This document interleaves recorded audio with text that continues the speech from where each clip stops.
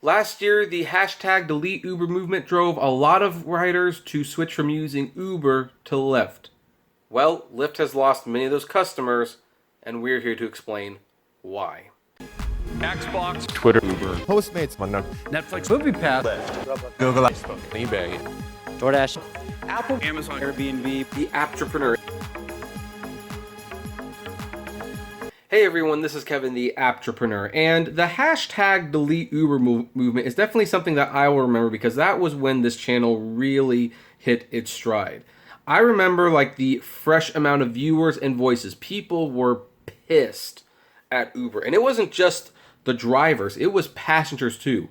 Drivers were frustrated because of increasing lowering of their pay, lack of safety features, and lack of communication from Uber.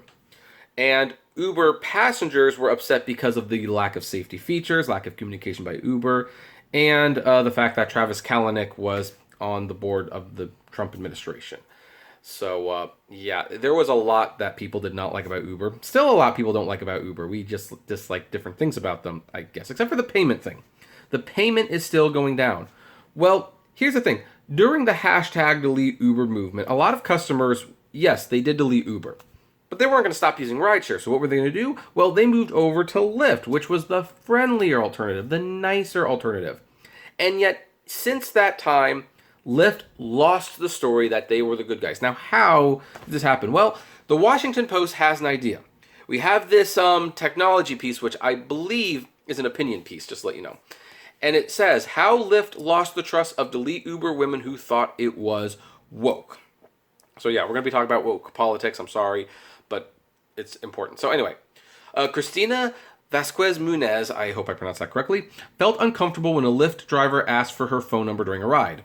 Not wanting the situation to escalate, she obliged. But when she went on to report what she thought was unprofessional behavior to the ride-hailing company, she was floored by its response. Quote, "You have every right to not give your number out to anyone, but the fact that you did limits the consequences on the driver," the company wrote, according to an email of the interaction. Munez, 24, of Brighton, Massachusetts, described her reaction bluntly. "I didn't expect to be blamed for the situation." Now, yeah, that's a complicated situation because here's the thing. Yeah, they are technically correct. In the court of law, like this is why a lot of bad people go free, unfortunately, because it's like one of the first things they ask is, did you lead them on? Did they give you any reason to feel like they can do this? The guy asks for your number, you can say no. Or you can do what Katie does, because she's asked for her number all the time. She gives a Google Voice phone number that they can call, and it rings, and it goes to voicemail. She never answers it. So that's actually like the first little bit of advice I will give to people. Like, it's sometimes good to have like a Google Voice number to give to people you just don't want to contact. Nevertheless, I will say, just so you know, Lyft probably should have done something about this. They should have deactivated the driver or suspended him, did an investigation, something. But it kind of goes to show that Lyft's investigations, poor as they are, typically don't work regardless what side are going on. But let's continue. Lyft has risen in prominence, including raising billions of dollars by going public this year, in large part by touting a woke image. Part of its success has been drawing a contrast with rival Uber, which lost waves of customers after accusations of fostering a tech bro culture that enabled misconduct. But now Lyft's reputation is increasingly under fire from women who say it often falls short when faced with allegations of sexual harassment by the service's drivers. In interviews, nearly a dozen women from across the country described Lyft's response to allegations of sexual harassment as tone-deaf and inadequate, especially for the Pink app that tries to differentiate itself as more progressive than Uber. Dozens of other women have recounted similar experiences on social media. Well, as someone who's been talking about these companies for a long time, I could have told you a long time ago Lyft was no different. I mean, yeah, they'll tout being woke, they'll tout being friendlier, they'll tout, oh, we're not Uber, but they're a business, they want your money, they want to go public, they want to get as many rides as they can, they want as many drivers as they can on the road to keep the rides cheap. So, no, they don't care about you. They don't really care about anyone, except their bottom line. Activists also say key aspects of Lyft's service, including the design of its app, offer fewer safety features than Uber's, including a labyrinthine series of clicks to file a complaint compared with Uber's single click.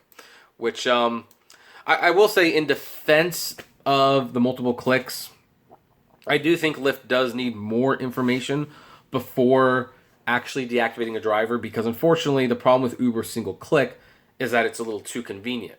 You just click, a complaint is sent, driver loses their access. I think Lyft is actually on the right to demand a little bit more information to find out exactly what it is happening. They say, I feel like the conversation was inappropriate. Okay, what do you feel was inappropriate about the conversation? I believe it was this. It's like, okay, please explain in detail why you felt it was this. That is not a big deal in my opinion. I actually think that is very common sense. Like, I mean, here's the thing. When you're making an accusation, it's a very serious thing, and a driver will lose their driving privileges over it. So I think it's a good thing that Lyft asks more details.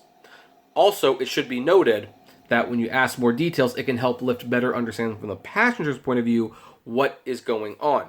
And barring a dash cam video that might show nothing actually happened, by having more information, they can be better equipped to do something about the driver should he come back and say, hey, I didn't do anything, I don't know what they're talking about. But let's continue. I just kind of roll my eyes because they do have these billboards promoting themselves as this socially conscious app. No, they're not. They're a business. All businesses are just that. You are a dollar sign to them. Have my dollar chip. You are a dollar sign to them, and they want to figure out how they can get you in their pocket. But anyway, she says a Lyft driver once suggested she have his children after a series of inappropriate questions and urging her to convert to his... Yeah, that's bad. Lyft pledged never to pair her with the driver again. Well, I would probably be talking with that driver as well.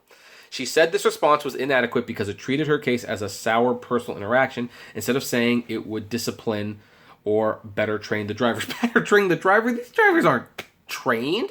You think we got training? Well, okay, granted, I got to take that. I got to backtrack that just a little bit, because when I signed on for Lyft, I actually met up with a Lyft ambassador. He got in my car. He had me take him on a ride. He said, treat me like a customer.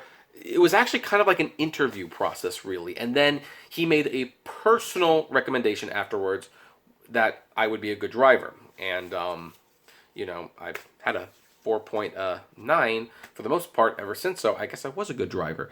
So Lyft does train drivers a little bit, but it's really quite a brief training. They don't go over like, okay, what would like an inappropriate conversation go like? I mean, he said never to bring up religion and politics, but sometimes that can be very nuanced on what some people consider inappropriate or not. And also, it should be noted, it's kind of a moot point anyway, because I don't think the ambassador program still exists the way it used to. It's certainly not the same situation where you have to meet someone before they let you on, and that person has to take a ride with you to make sure that you're good to drive for them. Now you can just get on and they let you. So anyway, they're just another tech company out to get money, said Ebel, a 29-year-old PhD student in evolutionary genetics who ended up deleting her account. Ebel understands. The writer complains about Lyft reflecting new dynamic introduced into American cities by the arrival of thousands of ride-hailing vehicles, as well as new expectations among consumers about how companies in the Me Too era should respond to allegations of misconduct.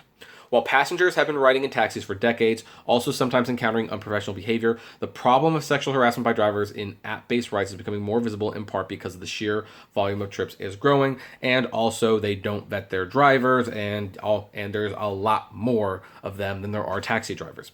In the past, a taxi company had a trained workforce of professional drivers who could also be anonymous, and the driver was often physically separated by a barrier. Today, with apps, passengers typically ride in personal cars of drivers whose profiles are visible on customers' phones. When drivers behave inappropriately, riders have strong expectations that Uber and Lyft will respond. Well, I'd probably temper those expectations just a little bit. Lyft spokesperson Lauren Alexander said the company's response had fallen short in some instances. I would say a lot of instances. Have you not been watching my channel, Lauren? No, probably not. Oh well, let's continue. And she acknowledged it could do more in some cases of alleged sexual harassment. Quote, "We are always exploring ways to improve the experience for all users, and this includes how we monitor and respond to allegations of misconduct to ensure that our users are supported." And that's the very generic response. So anyway, Lyft declined to address the individual incidents in detail, citing privacy concerns, even though they're public now, of course. But Lyft nearly doubled its U.S. market share to about 40% over 2 years by carefully crafting an image as the friendlier ride compared with Uber. It did. As Lyft prepared in March to go public, it said in a filing that its reputation is key to differentiating itself from Uber. Quote, "We have built a brand that balances our mission-driven ethos with a friendly, hospitality-oriented personality." I guess. According to its critics, Lyft has failed in numerous ways in addressing sexual harassment concerns. Those critics say the design of Lyft's app make it too hard to report harassment. They want a panic button like the one in place on Uber for more than a year now. I actually agree. Maybe they should have a panic button in the Lyft app. That's actually a very nice feature. A small shield-shaped symbol stays on the home screen during the ride, allowing passengers to swipe up and click on 911 assistance to automatically dial for help. In some cities, the option also provides trip information to local law enforcement via the GPS built into the app. In May, a year after Uber made the change, Lyft announced that it too would add a panic button. The company said it would be added later this year. So from there, they're saying it's going to come, and I believe it will come, especially when articles like this start getting written. The woman also complained that it took at least 3 steps to report a driver's bad behavior on a past Lyft trip. I mean, if she's referring to the 3 questions, I mean, I wouldn't consider those steps, but whatever. Uber, in comparison, offers a help labeled "My driver was unprofessional" on the first screen, plus a critical safety response line option that directs passengers to call 911 or Uber safety team once they're out of harm's way.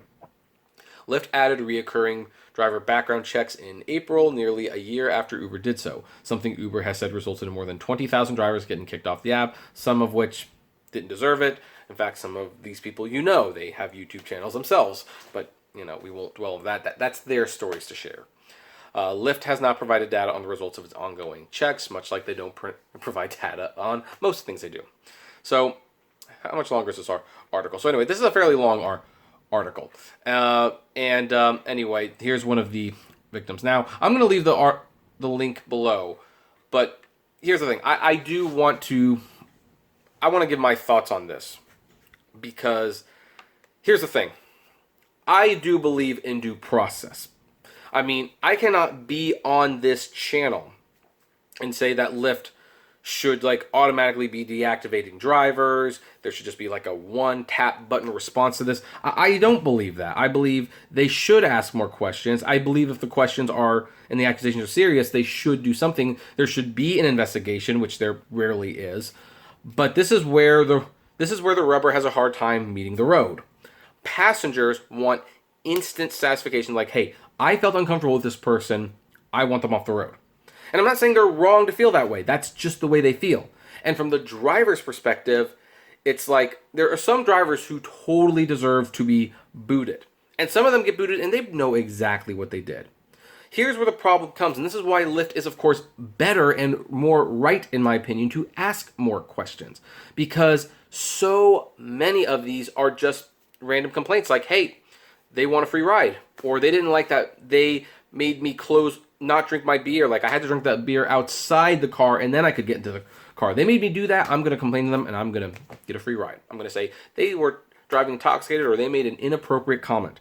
So but here's the other thing. This does create the perception that Lyft does not care. In fact, there's really one sentence that would have made an article like this totally unnecessary for the most part.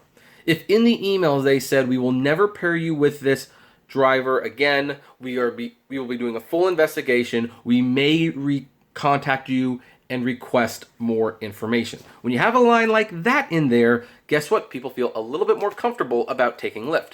But they don't get that. Uber, by contrast, says, "We have instantly deactivated that person. We take it very seriously. We will be investigating." And here's a problem. I think that can be a little too gun-shy, trigger-happy too, as they say. Because, again, so many of these complaints end up being bogus. I think a little due process is due before a driver should get deactivated. Unless it's such a serious crime that really you have no choice but to deactivate, to terminate first and ask questions later.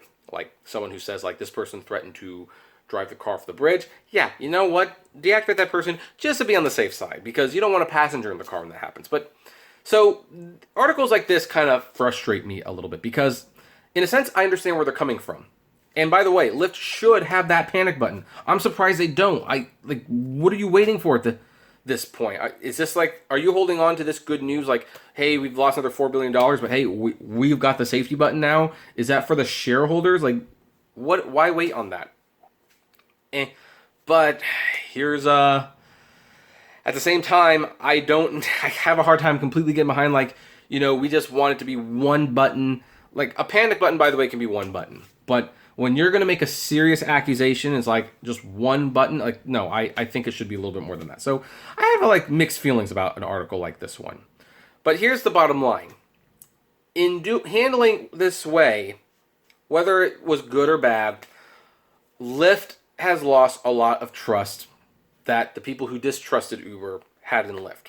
Now, Uber and Lyft, they're pretty much the same. People are just going to use whatever's cheaper, whatever's closer, whatever is more convenient. And that's how it's going to be until the end of time, until one of them gets bought out or shutters.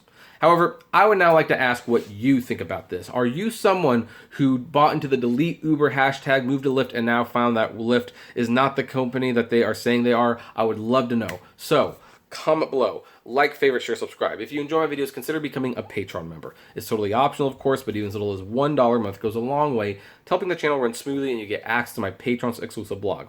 Also, if gas prices are just a little too high for you, check out the Get Upside app below. It's totally free, but you get cash back on every gas purchase. If you want to see more content from me that's not rideshare related, check out my other YouTube channels at Kevin T. Rodriguez, the Apptrepreneur Vlogs, and Autograph Hound. And finally, if you want to talk to me or any of the fellow rideshare drivers, check us out at the Apptrepreneur Hangouts on Facebook. And as always, flame responsibly. Have a good one.